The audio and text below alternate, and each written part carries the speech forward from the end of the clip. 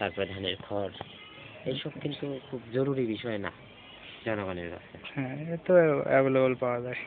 আবার আরেকটা বিষয় হচ্ছে কি, আপনার এই ব্যবসাটায় বীজ তৈরি থেকে শুরু করে চাষ পর্যায়ে পুরাটাই কোনো রাসায়নিক সার কীটনাশক ব্যবহার হয় না, আচ্ছা। যার কারণে এটা সবার জন্য ভালো।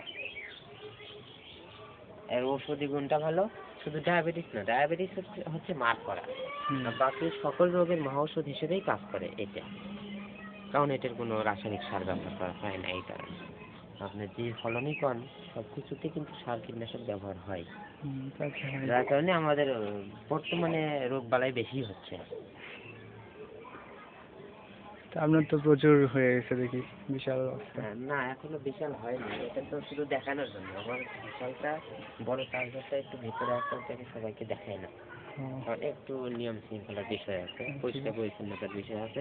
এগুলো হচ্ছে কি একটু লো কোয়ালিটির বীজ, মানে বীজ তৈরি করতে চায় যেগুলো একটু খারাপ মনে হয় সেগুলো এখানে ঢুকায় দেয়, আর সবার জন্য এই ঘর।